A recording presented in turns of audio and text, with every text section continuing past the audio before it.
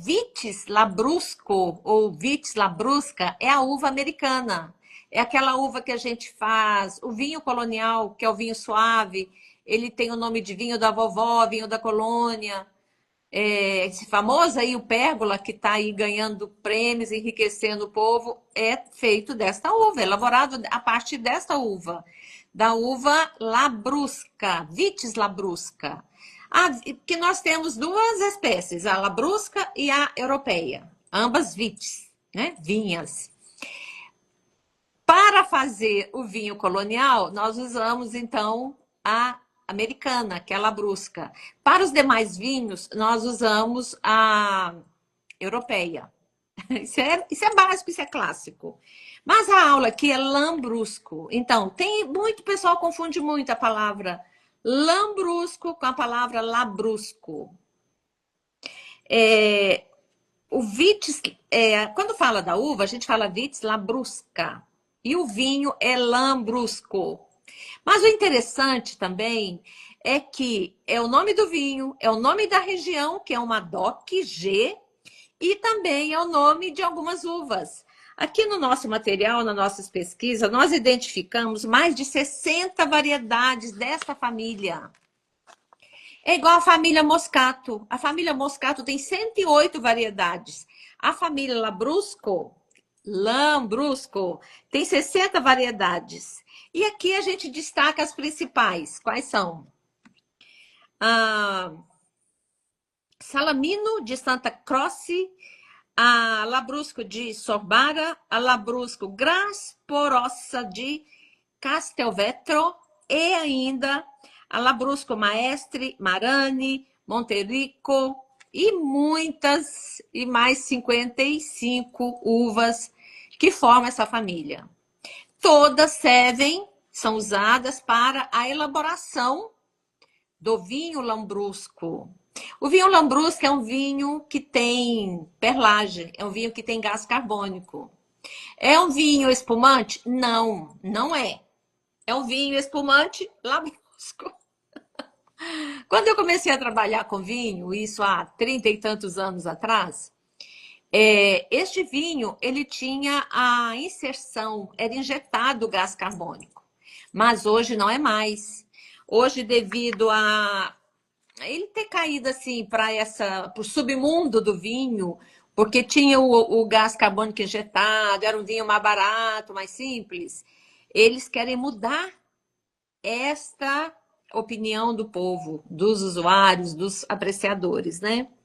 Então, eles agora têm a DOC, tem DOC G lá na Itália, e a fiscalização é muito grande em cima deles. Ah, professora, mas será que ainda existe vinho que é injetado gás? Existe, gente. Sabe aqueles de 15 reais? E tem o gás injetado.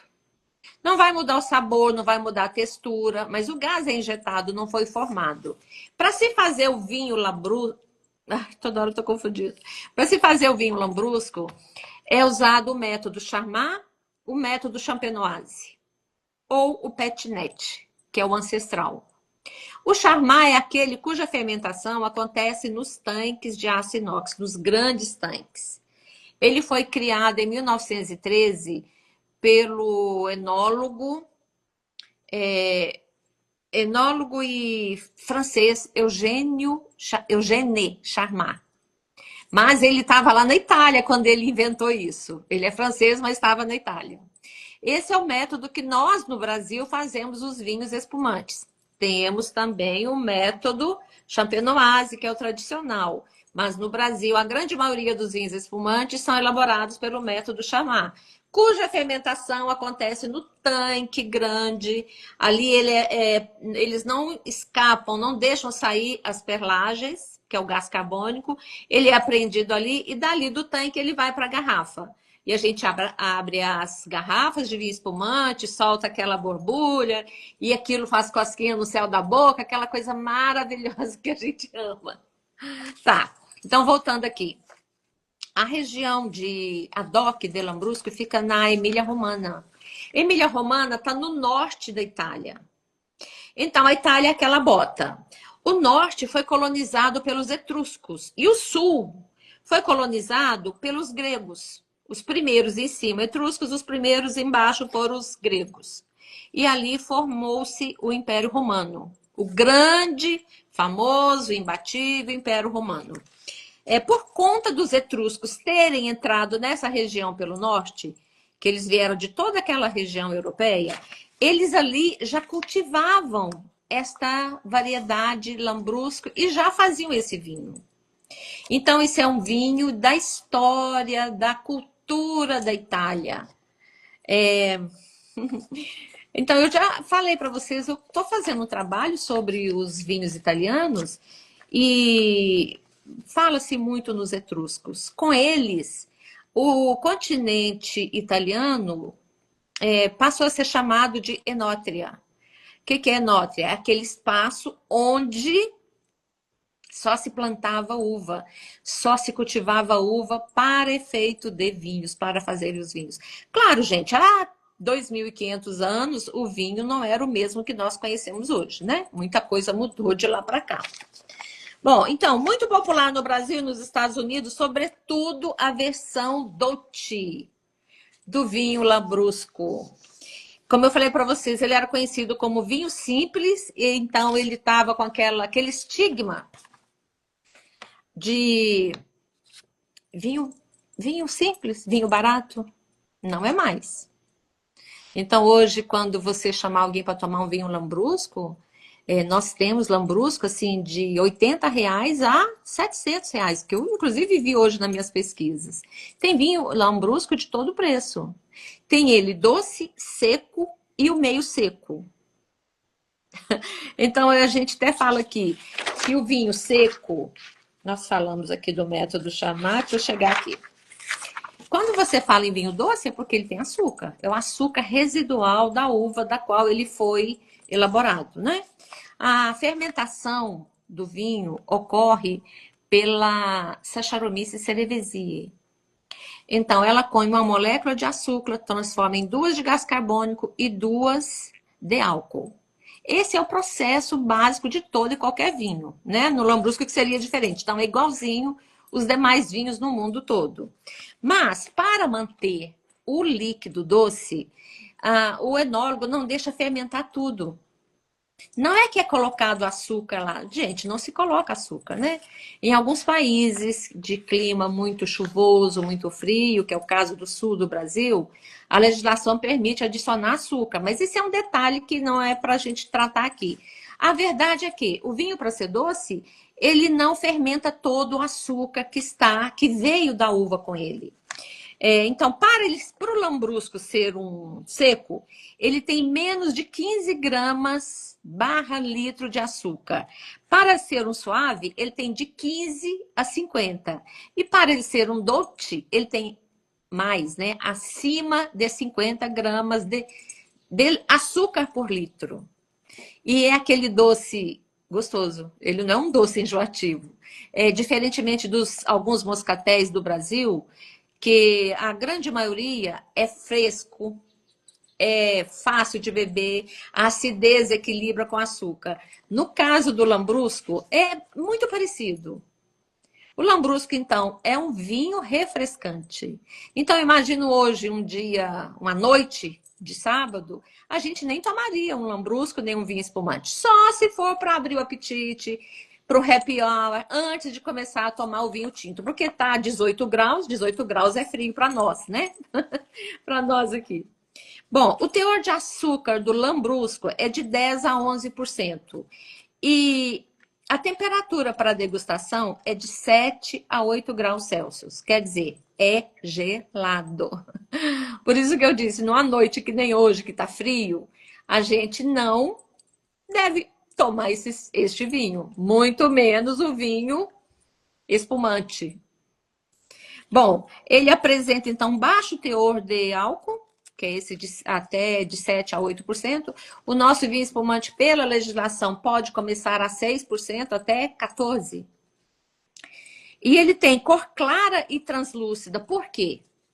As uvas dessa família Lambrusco, ela tem elas escuras, rosadas e verdes. Eu estou falando da coloração da casca. Então, um vinho para ser colorido, a casca é que solta a tintura para aquele moço, para aquele líquido. No caso do lambrusco, ele permanece em contato com o mosto, né, que é o suco, permanece em contato com as cascas por poucas horas. Mas existe, então, o lambrusco tinto, o lambrusco rosé e o lambrusco branco. Aquele branco, ele não teve contato com as cascas. Prensou a uva, ele separa o moço para um lado, as cascas para o outro. Então, o vinho vai ser branco.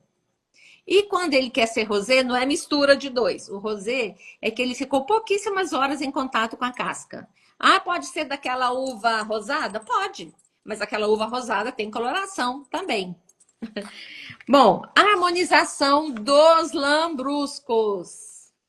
Gente, quem é meu aluno aí, quem está naquele processo de formação, sabe que o Vinsanto, que é aquele vinho emblemático da Itália, ele faz a harmonização com o Cantucci. O Cantucci é um biscoito de amêndoas durinho, onde a gente coloca, molha o biscoito no Vinsanto e come. É assim que se degusta o Vinsanto na Itália. Aqui também, nós fazemos assim. No caso do lambrusco doce, sabe com o que ele é harmonizado? Com os biscoitos Tigelle. São os biscoitos ou chamado também de crescentines. Eu nunca tinha visto esse nome crescentines, eu vi hoje, né? Então, eles são assim uns tipos alfajorzinhos que eles cortam o meio e ali colocam geleia de morango, geleia de framboesa, doce de leite ou qualquer outro doce. Quando é happy hour, os italianos colocam dentro dele o presunto de Parma. E olha só que interessante, eu fiquei assim, encantada de saber disso. Presunto Parma é um dos, vou ler aqui, lasanhas, embutidos, tortellini, mortadela, parmegiana, charcutaria, pizza, queijos curados, carnes suínas.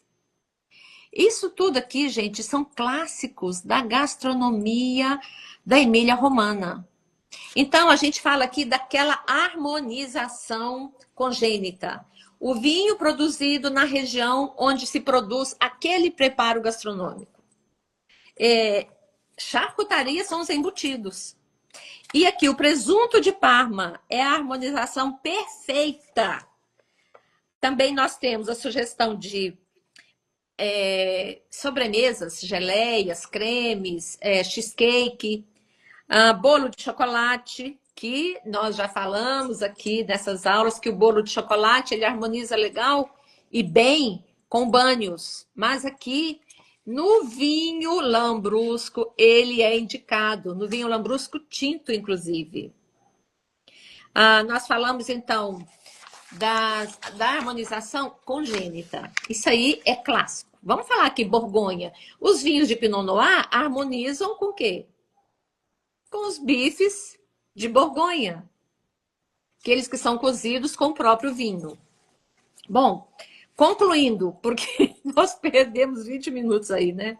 Concluindo, lambrusca é a expressão de leveza e da alegria italiana. Ah, professora, mas na Itália se toma muito prosecco. Sim, prosecco é outra DOC. É mais para baixo lá de Emília-Romana. Da Emília-Romana, nós temos registrado a DOC, né, que é a DOC G do lambrusco.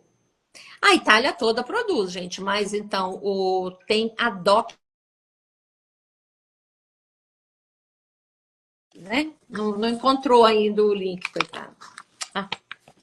Bom, lambrusco é o vinho da alegria descomplicada. Quem o conhece apenas pela versão doce ainda não descobriu toda a sua versatilidade. Isso aqui foi uma observação que uma amiga fez no blog dela e eu fiz questão de copiar. Por quê? Aquela versão doce do lambrusco, a gente faz associação com aquele vinho azul da Alemanha, que eram vinhos doces, que hoje ninguém mais compra, ninguém mais suporta aquele vinho. A venda dele é muito pequena. O lambrusco também doce, a venda é muito pequena. Ou nós ficamos, então, aqui, trabalhamos mais com o seco e o demi-seco. A gente está quebrando esse paradigma do vinho doce, tá, gente? Está passando essa coisa. Então, esse estilo de vinho que vale mais do que o seu preço. Porque é um vinho que custa R$ 80, mas ele lhe traz tanto prazer, tanta curiosidade, tanta história, que ele vale mais do que o seu preço, né? E aqui nós vamos encerrar falando em qual região italiana nasceu o Lambrusco? Onde fica a DOC de Lambrusco? Qual o método de fermentação mais comum? Citar duas harmonizações clássicas. E o que diferencia o Lambrusco de Sorbara dos demais Lambrusco? Essa é a pergunta aí para os meus alunos lá do curso de Sindileges, que tem esse material todo escrito, né? Eu fiz aqui também um levantamento das vinícolas italianas que fazem excelentes, emblemáticos e caros lambruscos.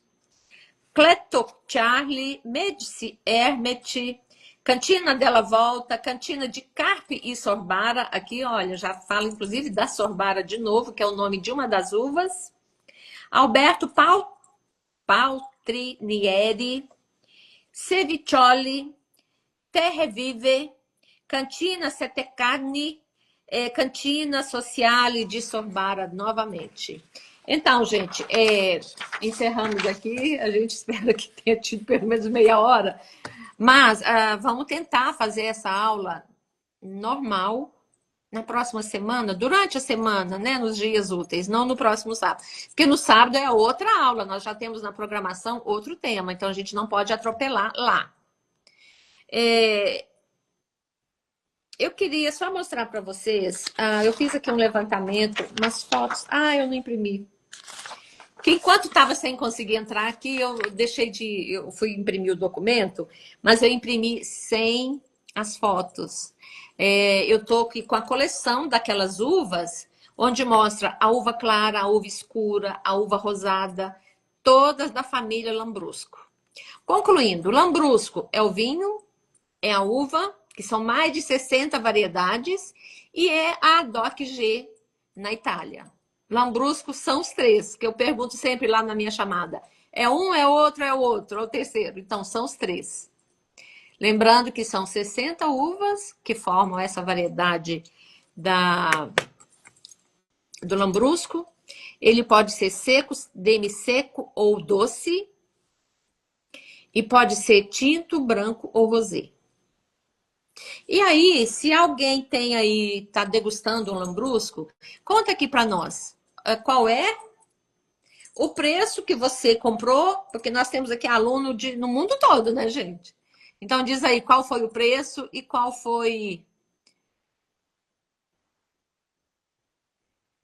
é o modelo, qual é o estilo de vinho que você está tomando. Nós aqui hoje enrolamos, gente, que pena, né? Mas, ó, eu aproveito para falar para vocês que eu hoje vou receber o título de doutor honoris causa. É uma honraria que poucos professores no mundo têm. Então, vou receber hoje, mais tarde, ali numa cerimônia e tal. Eu estou aqui me programando. A nossa aula é sempre 7h30. Nós antecipamos 2 horas por conta desse meu evento. E acabou que deu aí para trás, né? Mas estamos aí firmes. Podem mandar lá as perguntas que vocês quiserem a respeito, né, desse tema, que a gente responde. Beijo para vocês. Alguém quer postar alguma coisa aí? Marta? Micheline não perde uma aula, né, Micheline? Ô, gracinha. A Andréia está falando que pagou R$ 78. Boa. Mas na Chandon, não no Lambrusco. O Lambrusco aí, se a Chandon foi 68, o Lambrusco certamente é mais em conta. É outro preço mais baixo, né? A Lisa, sobrinho, não está degustando. Então, gente, olha, é um prazer estar aqui com vocês. Me perdoem porque eu, como eu falei, estou aqui com meu micro, meu note, mas não deu, não consegui o Zoom. Estava pedindo a nova versão. Tá um problema isso, né? A gente vai levando assim, né? Né, Raquel? Beijo para vocês, meninas! Tchau!